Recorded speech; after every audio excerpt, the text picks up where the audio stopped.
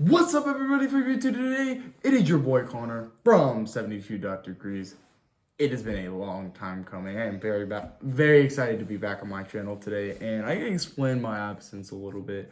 So to be honest, I haven't uploaded on my channel in the last 3 weeks. Personally, I've had a lot going on in my life. Being a senior in California, especially in the Bay Area, it's not the easiest thing, especially when you're a football and a baseball player. It's kind of made me a little bit depressed, not gonna lie. It's been really hard lately.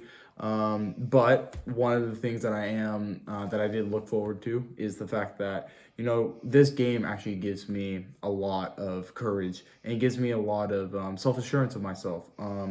The reason why is because I can play this game and really forget about my problems, right? Regardless if I'm spending a lot of money or if I'm just playing the game, right? Anyway, so part of the reason I've also been absent on my channel is because per paycheck at my work, I mean, it's a pretty good paycheck, but because of the other things I also need to spend for, I have about a $250 budget on Yu-Gi-Oh! But I do want to say that the reason that I haven't uploaded is because I bought a card for $277. And this is the card. The Black Luster Soldier Collector's Rare. This card... I just want to say, so I'm filming this, you can literally see the rainbow in the reflection of this card off the side of this card. This is truly a beautiful Yu-Gi-Oh card. Yeah, and I mean, I bought this card for two reasons. One, I traded my own way to YGO Waddles, man, recording this. And the other reason why I specifically got this was because of how good of quality it is in.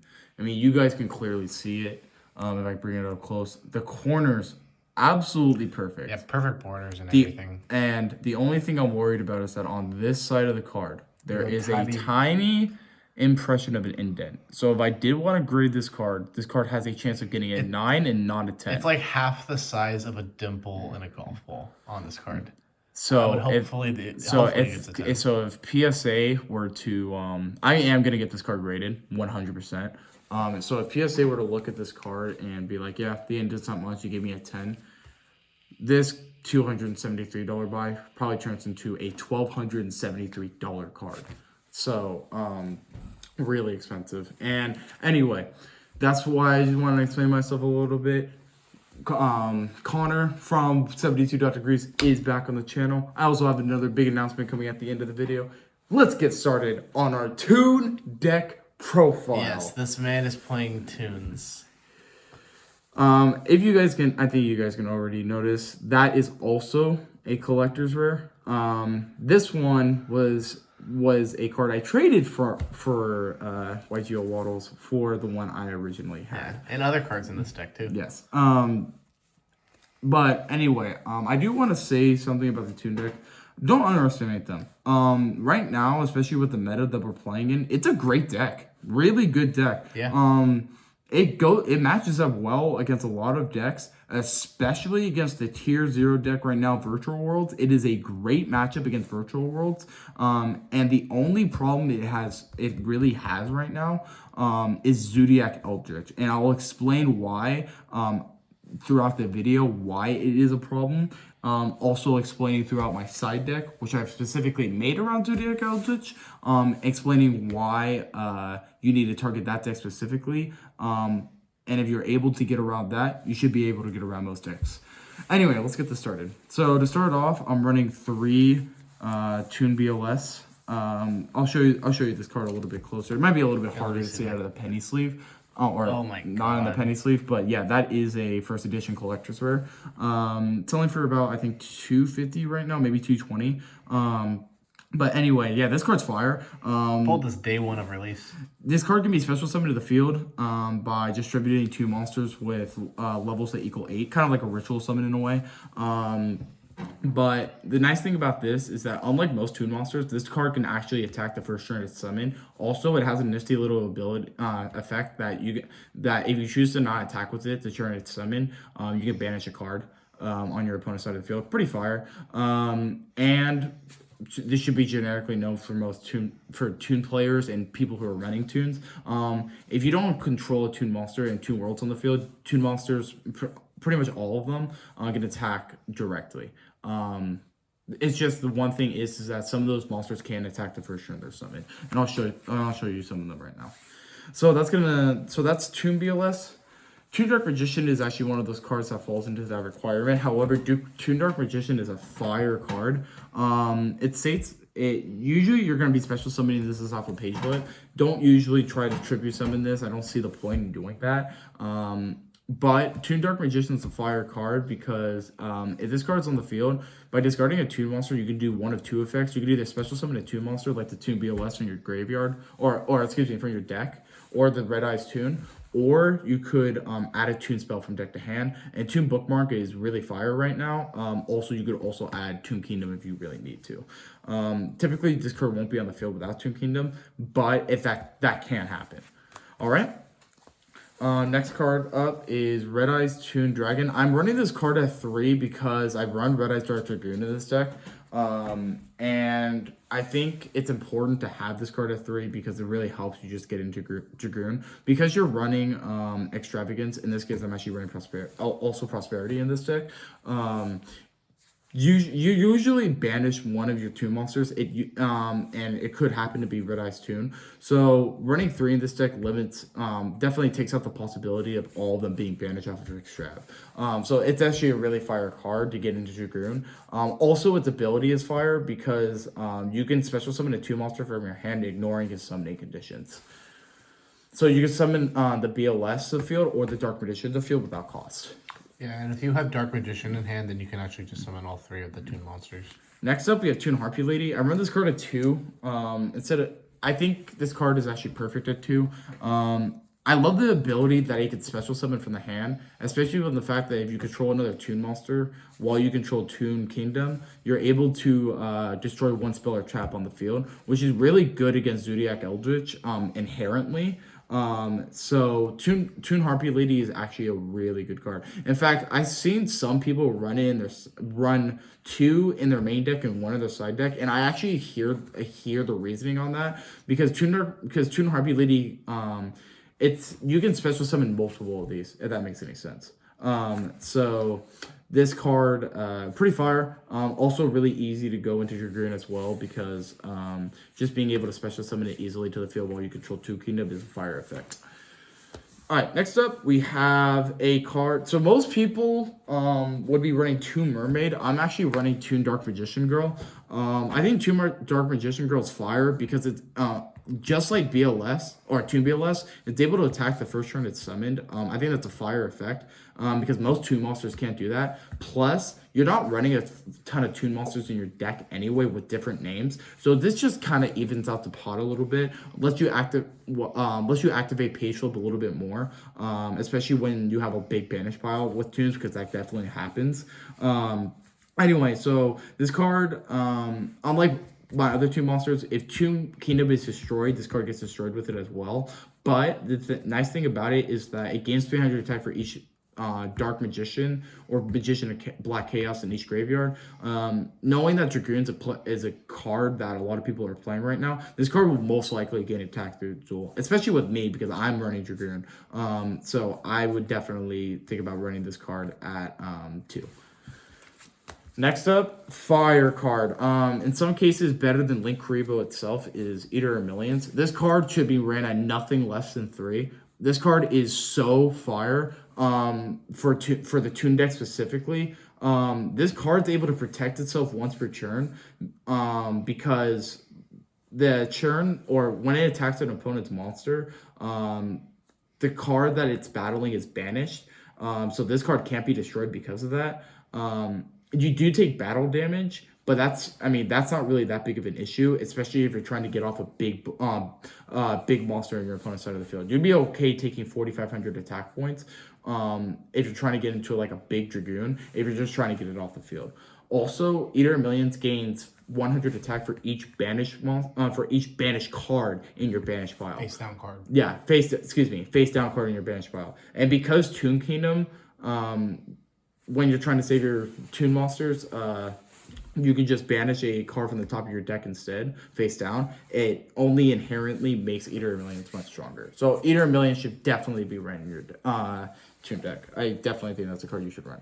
Because of Comic Hand, I'm running the Bureau in the main deck. Absolutely. Comic Hand, I'll go into it in a little bit, but it's like an archetype slash deal. So all you have to do is, when your opponent summons 5 monsters, summon this to their field, then it goes to your turn. Then they have this like this huge Nibiru token on the field. All you have to do is activate Comic Hand, steal the Nibiru token, and then because Nibiru becomes a Toon monster, even though your opponent controls monsters, Nibiru can attack directly. And because of some boards, like let's say you're playing a Blue Eyes deck, right? Sets up an incredible board with like where the monsters attack points equal 5,500. Think about being able to give them this token, Comic Hand that, and be able to attack them directly with it. And on top of that, the attacking directly doesn't activate, so they can't activate Conquistador or whatever in response. They can only activate Conquistador in response to the Comic Hand. So if the Comic Hand goes through, then there's literally nothing that you can do from getting OTK'd. All right, so unlike most people, I'm running Blackstone of Legend at 1. The reason why I'm doing this is because the Blackstone of Legend, I mean, honestly, kind of like YGO Waddles was telling me before this video, Red Eye's Toon doesn't necessarily need to be on your field all the time, because half the time when you have Red Eye's Toon on field, you'll also have a Red Eye's Toon in hand, and the only time you can't activate its effect is when the only Toon monster in your hand is Red Eye's Toon, because it can't summon itself to the field. So that's why I'm running it at 1. I just don't think you really you always need to see Red Eye's Toon. It is a good card to see, but it's not a card you need to see to win a duel. Your other spells get you into the stuff that you actually need. Okay. And then for the last monster, the nice thing about the Fluffle deck, the comparison between a Fluffle deck like I was running before and this Toon deck is that because you have Red Eye's Toon in your deck already, you don't need to run Red Eye's Bee Dragon. So you're only running 1 brick, which is really fire in this deck. All right, next up, that's gonna complete the monster selection of the deck.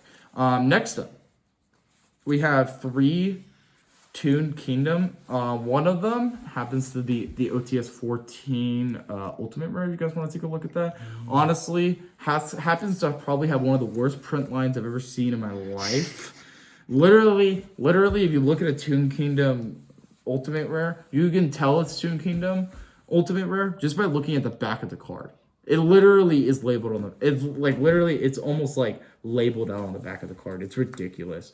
Anyway, Toon Kingdom Fire card. By far, the best field spell for a particular deck in the game right now, and I don't think that's going to change anytime soon. Toon Kingdom, unlike shitty Toon World, you banish the top 3 cards on your deck to activate this, but then your Toon monsters cannot be activated, cannot be targeted with effects.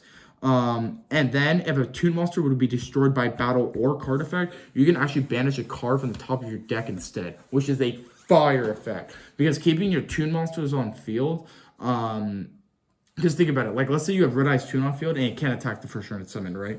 But your opponent's going to try to take it off field. All you have to do is banish cards from the top of your deck in order to save Red Eye's Toon. Or let's say in this case Dark Magician or whatever, to be able to attack with it next turn. And then you have BLS and Red Eye's Toon on field. They already have 5,000 attack points. You can go for game to game in turn 3. It's pretty fire. Toon Kingdom, yeah, it's really fire card. Next up, I'm running 3 of these. It's the new card out of Toon Chaos. Toon Bookmark, fire card. The fact that the card has the ability to search an archetype Sash Steel alone makes the card absolutely ridiculous. The thing about Toon Bookmark, I see a lot of Toon players not using it correctly. By activating Toon Bookmark, you can add a card that that's Toon World, or specifically list Toon World in its text. So, with that being said, any card that lists Toon World in its text is addable off the Toon Bookmark. That includes Comic Hand. That's why this card is really fire. Also, it has an ability that you can protect your Toon Kingdom if it's being targeted to be destroyed by banishing this from your graveyard, you can actually save your Toon Kingdom, which is fire because without Toon Kingdom, your Toons aren't really playable. You need to have Toon Kingdom on deck to really be able to activate all the things you want to activate. So keep that in mind. Big down thing about the deck is that Toon Kingdom needs to be on the field for the deck to really be efficient. Next card, new card out of Toon Chaos as well, Toon Page Flip. This card is absolutely fire. By activating this card, you can target 2 monsters with different names in your deck. You target 3 of them, and your opponent must pick one randomly to special summon. This is actually why I added Toon Dark Magician Girl to the deck, because sometimes I wouldn't be able to add Toon Page Flip because of the fact I'm running Extrav. And I'd be banishing cards also off of Toon Kingdom and whatnot. And sometimes I just wouldn't have enough Toon monsters to actually be able to activate Toon Page Flip. Now, even when your deck gets a little bit low, you'll still be able to activate it. So you run this card at 3, definitely fire card. Because they all need different names. So if you don't have different names, then it doesn't matter. Right, exactly. That's as YGO Waddles is saying. Next up, Comic-Con. Yeah, so in R-Type Sash Steel. This card's insane. If Toon Kingdom's on the field, by activating this card, you can steal one of your opponent's monsters. Then it becomes a Toon monster, and because of that, it can attack directly. I don't need any further explanation on that. What year was Snatch Steel banned? What year was Snatch Steel banned? What, 2014 or whatever? Yeah. Dragon Roller format? No, it's still legal today. Alright, so I'm running 2 weeks. Usually I'd be running 3 Pot of Extravagance, but YGO Waddles is being so kind to let me borrow his Pot of Prosperity. By the way, pick up this card. I don't care if it's $80. I don't care if it's $100. Pick up this card. This card is absolutely ridiculous. Would you run 3 of those over Extrav? Absolutely. And the reason why is the fact that I would rather pick 1 card to add to my hand out of 6 cards that I can look at than draw 2 cards off of Extravagance. Also while being able to pick the monsters I want to banish to the extra deck. So it doesn't randomly banish. And then on top of that, Pot of Prosperity, because it doesn't randomly banish and you get to pick the monsters, there's an absolute guarantee that you won't have to banish Predator Plant Verde Anaconda or Red Eye Structure Dragon, which are probably the 2 most important monsters in your extra. I mean, that's pretty fair. So yeah, if you're a Toon player, pick that up. The only reason I'm running 2 Pot of Extrav, this isn't even my own. Honestly, there should be a 3rd Extrav here, but he's being nice enough to let me borrow it. But yeah, sorry, I don't know what's happening with the lighting. Yeah, that's exactly what's happening right now. Oh yeah, it's the batteries.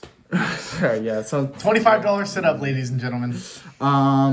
Toon Table of Contents. I really want TP7 I think it's TP7. I don't know. I actually don't even know. I think it's TP7 Toon Table of Contents. But I really want that card. This is blue super rares out of Ultis. No, ultra rares.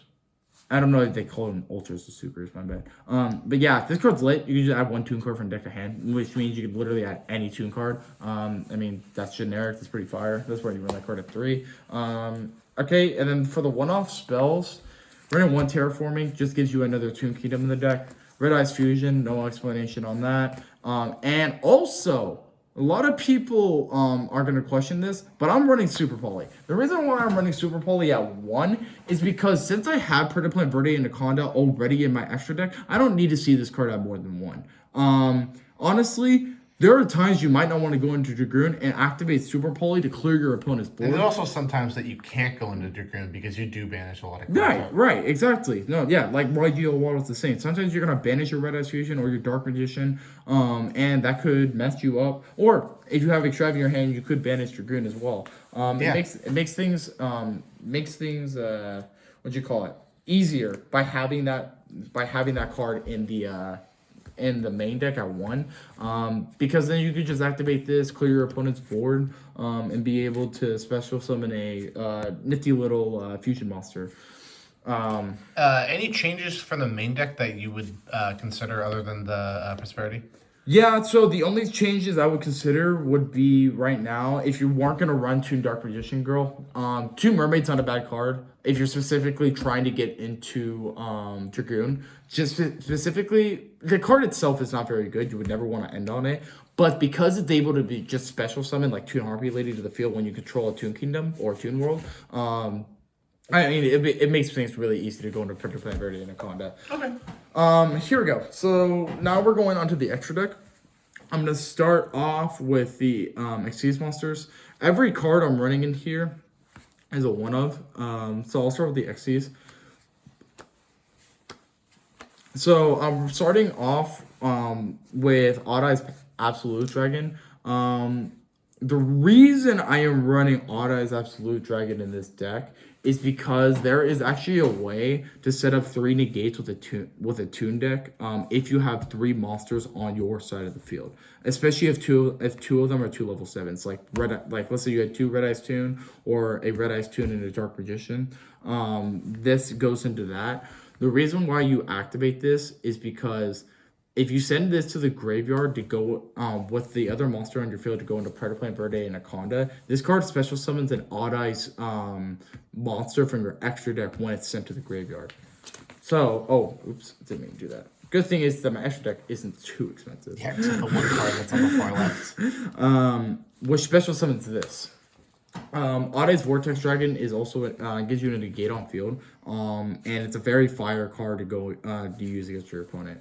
So yeah, that's why I run Odd Eyes Absolute Dragon. I knew that would point out a couple of eyes. And then of course I'm running Big Eye, Red Eyes Flare Metal Dragon, and Dingirsu. Maybe not need Dingirsu in this deck. I don't summon it too often. The only time I'm really trying to summon it is when I'm trying to protect Toon Kingdom when I don't have Toon Bookmark. But anyway, I still don't think it's a better card than your Toon monsters. In fact, I would rather have BLS on field than this thing, to be honest. But yeah, if you guys want to take a look, that's also the Astral Pack 6 Big Eye. That is YGO Waddles. He is also letting me borrow this card. Very thankful for him for letting me do that. I literally don't even own an Ultra Rare. It's the only one I own. Yeah, isn't that crazy? That's hilarious. I also don't own any Ultra Rare Dwellers anymore. I only own OT. We have over here our Link monsters, Predator Verde Anaconda. Pretty obvious why I'm running that. Link Karibo. Actually, specifically Link Karibo in here for dinosaurs. Dinosaurs, really big problem with really big problem sometimes seeing especially God, forgetting the Lost World. Well, Lost World for one scares you. The other card I'm scared about is God, I'm forgetting the name of the card that special summons or gains 1,000 attack for each banished dino monster. Oh, I know what you're talking about. Yeah, that Infinity, whatever. Yeah, so one of the dinos do a really good job banishing their monsters, and a card in there, I can't remember which one. The dino players would know. Gains 1,000 attack for each banished dino monster. Yes, we are running the structured deck common card. Yes. Shout out Dougie. Shout out to our boy Doug. But this card will stop a monster that has 14,000 attack from being able to game you in one attack. So Link Karibo is actually a fire card decided to go against with dinos specifically. Yeah. Next one I'm running is actually Side Frame Lambda. Lambda's fire, especially if you're running Gamma in your deck. If you can actually activate your Side Frame cards when you even control monsters, which is a fire effect. The reason I run Lambda in here and don't run Gamma in my main deck is because Lambda, if I'm not running Gamma, is a perfect card I can banish for either Millions or Pot of Prosperity. Yeah. So it's actually a great card to put in your extra deck. It has multiple reasons for being in there. Nightmare Phoenix, don't typically make this card too often, but if you are able to co-link it, I do usually try to co-link it with Sarija. Just because co-link monsters can't be targeted with effects when under the effect of Nightmare Phoenix. Also, the drawing ability of Nightmare Phoenix and Sarija will just let you draw a shit ton of cards to hand. Really good card to co-link with Sarija. I think like the reason why you run Phoenix is because You probably will summon it 1 out of 10 games, but the one game that you need it, it's probably gonna help you win. Yeah, exactly. He's completely right. You don't need it all the time. This is another card you don't need all the time. Appaloosa. I run Appaloosa in here specifically because you can. I don't suggest summoning it all the time, especially because Appaloosa right now just isn't the greatest card. Shockingly that I'm saying that. Because a year ago, it was by far the best Link monster in the game. But yeah, Appaloosa just isn't the greatest card right now because a lot of players can play through effects really easily. Also, because of the fact that it usually only has 3,200 or 24 attack. All an opponent needs to do is be able to beat it in an attack mode, go into battle phase, destroy it, and then be able to go on for the effects. Because why do they care about being able to activate Appaloosa? Or why do they care about Appaloosa when they can still set up a negate board? Like in response. Yeah. So now here we're running our super poly targets. I would say primarily you would definitely want to run Mud Dragon on the swap, especially like I said earlier because it's Zodiac Eldritch. I mean, just being able to negate the abilities of all the attributes of the fact that this can change attributes and then monsters can't activate abilities under this card's attribute makes it actually really fun. So yeah, you can super poly the Arsenal and the Golden Lord when they're both on field, which would happen after Arsenal has activated his effects. But then when it comes back to your turn, if you see it in hand, you can super poly it away, and then you pretty much just go along with your life. I just want to make sure you've been able to see my card. Yeah. Okay. Yeah. That's good. Okay. Otta's Vortex already explained it. The actual ability of this card is when it's special summoned, target one face-up attack position your monster controls and return to the hand, fire. During either player's turn, when a spell trap or monster effect is activated, you can shuffle one face-up pendulum card. That doesn't matter. Yeah, that'll never come out. But yeah, the reason why you activate it is for the first effect, which is really fire. And then of course Dragoon. I mean, yeah.